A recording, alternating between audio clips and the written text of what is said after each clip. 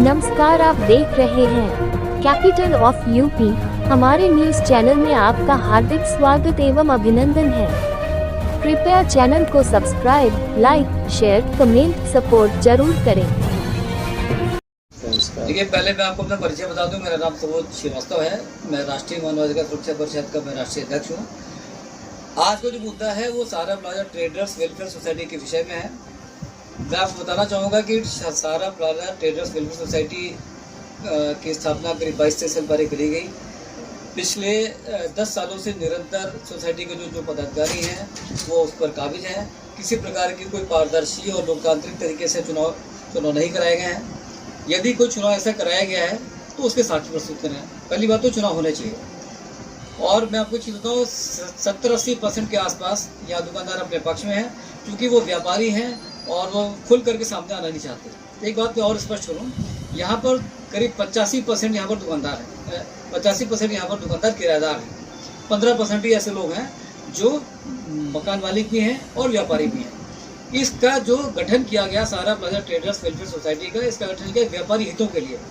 अब इसमें हुआ क्या है कि इन्होंने क्या करा कि इसको निजी संपत्ति बना लिया। किसी भी पदाधिकारी जो भी इसके पदाधिकारी हैं उनमें से कोई पदाधिकारी किराएदार नहीं है। उन्होंने एक ऐसा सिस्टम बना लिया है कि किराएदार को उसमें किसी तरह से इंक्लूड नहीं किया जाएगा। इससे क्या होता है, जो किराएदार है उस किराएदार का शोषण होता है। ये उसको प्रजा समझ के रखते हैं, खुद सामंतवादी बने हुए हैं और किराएदार की किसी बात की कोई सुनवाई नहीं है। किराएदार यहाँ पर अपना शोषण कराता है, अपने घर से पूंजी लेकर के आता है, यहाँ पर दुकान खोलता है। हर 4, 6, 10 महीने के बाद में यहाँ पर किराएदार दुकान छोड़ के भाग जाता है। इससे एक विशेष वर्ग को लाभ भी होता है, क्योंकि दुकानें खाली होती हैं, रुकती हैं, तो उनको उसमें कमीशन मिलता है। एक वर्ग इसमें स्पेशली काम कर रहा है। तो मेरा ये कहना है कि पिछले 10 सालों से चुनाव क्यों नहीं कराए गए। और यहाँ पर क्या है कि सोसाइटी का कहना है कि साहब हमारे पास में फंड्स की बहुत कमी है। अब फंड्स की कमी के कारण उन्होंने क्या करा कि सहारा प्लाजा में 24 शौचालय जो हैं उन शौचालयों को उन्होंने बंद कर रखा है। उसमें से सिर्फ 4 टॉयलेट ऐसे हैं जो पेड हैं, 2 टॉयलेट ऐसे हैं जो अनपेड हैं, जो पब्लिकली खुले हुए हैं। उनमें से भी पहले एक टॉयलेट खुला हुआ था 2024 में, जब मेरे द्वारा संघर्ष किया गया। उस संघर्ष के 4-6 महीने बाद 2025 में एक टॉयलेट और खोला गया। तो 24 में 6 टॉयलेट खुले हुए हैं, 18 टॉयलेट बंद हैं। मेरा तो सवाल ये है कि संविधान की किस धारा के अंतर्गत, सोसाइटी एक्ट की किस धारा के अंतर्गत अपने बाकी के 18 टॉयलेट बंद कर रखें और क्यों बंद कर रखे हैं। यदि मानक के हिसाब से जब इसका मैप इसका अप्रूव होगा एलडीए से, तो उसने मानकों में एलडीए ने लिखा होगा सब आपको 24 टॉयलेट बनाने हैं।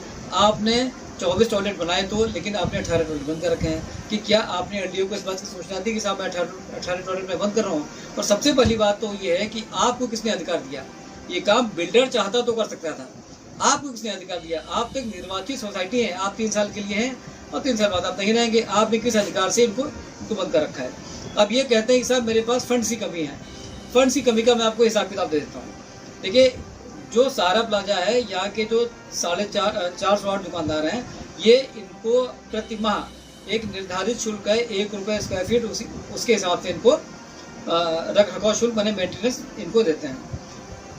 अब इनके पास में अन्य क्या स्रोत हैं। अन्य स्रोतों में इन्होंने, आपने जब एंट्री करी होगी तो देखा होगा, जो मेन गेट है 4, उन चारों गेटों पर इन्होंने विज्ञापन लगवा रखे हैं, जबकि ये गैर कानूनी है। बिना नगर निगम की मर्जी के कोई भी विज्ञापन वाली गतिविधियाँ आप अपने परिसर में नहीं कर सकते। इन्होंने कर रखी हैं। इन्होंने 15,000 रुपये प्रति गेट के हिसाब से इन्होंने उसका शुल्क रखा है। 60,000 रुपये इनको महीने का वो आता है।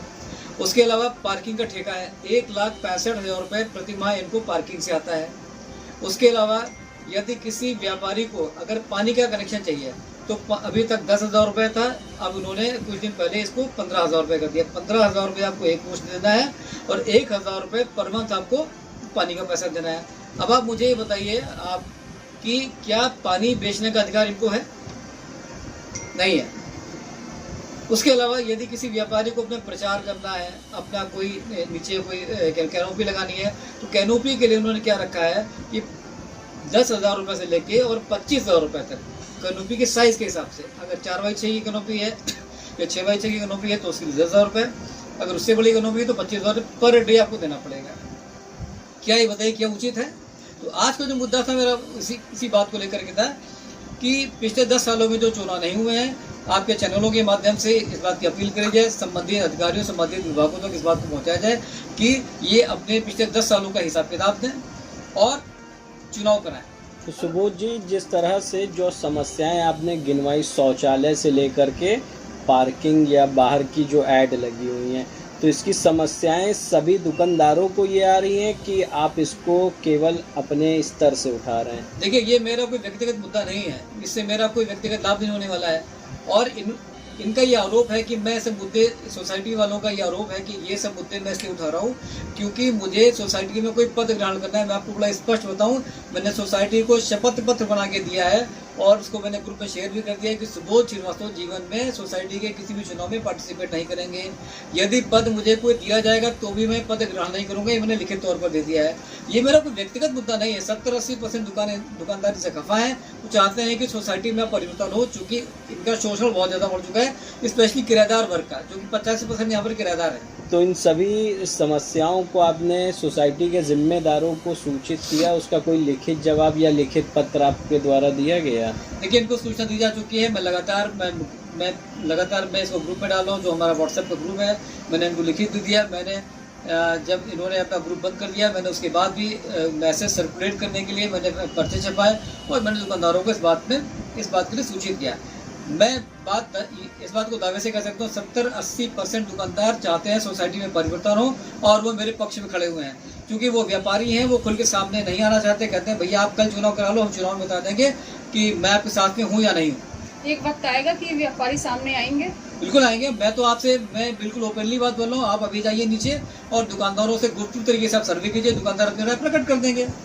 तो सोसाइटी का किसी प्रकार दबाव भी बनाया जा रहा है दुकानदारों या? बिल्कुल, ये बात आपने बहुत सही पूछी अमित जी। मुझसे बहुत सारे दुकानदार इस विषय बता चुके हैं कि फ़ोन लगा करके और उनको पर्सनली मिल करके उनको समझाया जाता है, इनडायरेक्ट उनको धमकाया जाता है कि तुम श्रीवास्तव जी के साथ मत दो।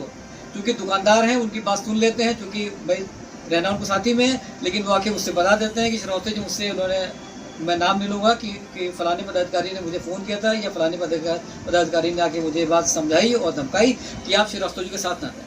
इस समय अध्यक्ष कौन है सर? इस समय जो अध्यक्ष हैं वो श्री अजय सिंह जी हैं, जो वर्तमान में हरैया बस्ती से विधायक हैं। पिछले 10 सालों में मैंने श्री अजय सिंह का आज तक चेहरा नहीं देखा। मैं तो 90% दुकानदार श्री अजय सिंह को अगर सामने लाके आप खड़ा कर देंगे तो पहचान भी नहीं पाएंगे। आपकी बात हुई है कभी? नहीं, मेरी बात नहीं हुई। यानी कि जो यहाँ पर जिम्मेदार हैं सोसाइटी के, उन्हीं से आपकी बात हुई है? जो यहाँ के महासचिव हैं श्री अनुपम शुक्ला जी, उनसे मेरी बातचीत हुई। श्री रणवीर सिंह जी हैं, उनसे मेरी बात हुई। और इन्होंने सोसाइटी में एक बेहूदे आदमी को भर्ती दे रखी है, उसका नाम विजय रस्तोगी है। वो इस सोसाइटी का दुकानदार भी नहीं है, इस प्लाजा का दुकानदार भी नहीं है। वो सिर्फ एक दुकान का मालिक है, उसके नाम से किसी प्रकार का कोई व्यापार यहाँ पर पंजीकृत नहीं है। मेरा तो ये पूछना है कि वो हर हफ्ते 3-4 बार यहाँ आता है, सोसाइटी में अपना पूरा समय देता है, उसको क्या लालच है? कोई आदमी फ्री में अपना समय क्यों देगा, मुझे बताइए। जब तक उसको कोई आर्थिक लाभ नहीं होगा, अपना काम धंधा परिवार छोड़ करके वो व्यक्ति यहाँ आता है, 3-3, 4-4, 5-5 घंटे बैठता है। बुधवार को और रविवार को पूरा दिन यहाँ पर था।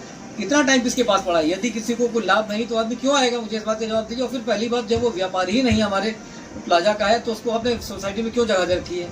और सोसाइटी की ऐसी क्या मजबूरी है, सोसाइटी का ऐसा क्या लालच है? तो कितनी सूत्री मांगे हैं आपकी? हमने इनसे करीब 13-14 इनसे हमने मांगे करी हैं, उनका हमको जवाब दें। और मैं तो इस बात को दावे से कहता हूँ, आपके चैनल के माध्यम से कह रहा हूँ, मेरी किसी बात पर, किसी मांग पर मुझे गला साबित करके दिखा देंगे, मैं कल के कल ये प्लाजा छोड़ के चला जाऊँगा।